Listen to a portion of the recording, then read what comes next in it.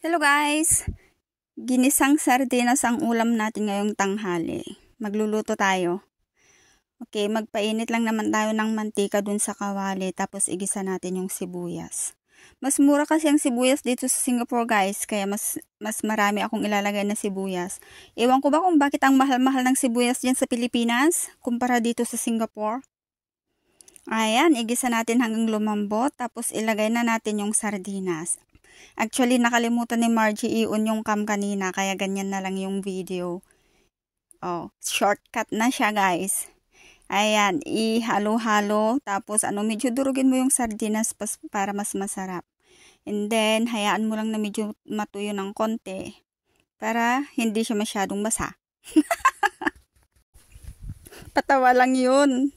Ay nako. Anyway, ganyan lang siya guys. Madali lang magluto.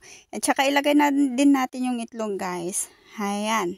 Alam niyo naman kung paano magluto niyan sa mga nanay diyan sa Pilipinas. Alam niyo kung paano gawin tong mga to. Mga simpleng pagkain lang. Pero syempre masarap siya. Ayan. Dahil namimiss namin ang kumain ng ganyan at tinatamad na ding magluto. Kaya ganyan lang ulam namin.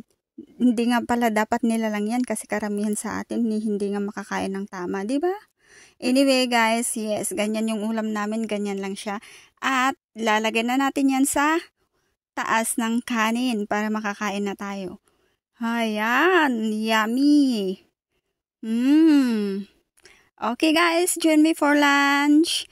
Ayan yung lunch ko. Wag nyo na ding tignan kung gaano kalaki yung subo ko kasi masarap lang talaga yung ulam. Thank you guys for watching. Bye!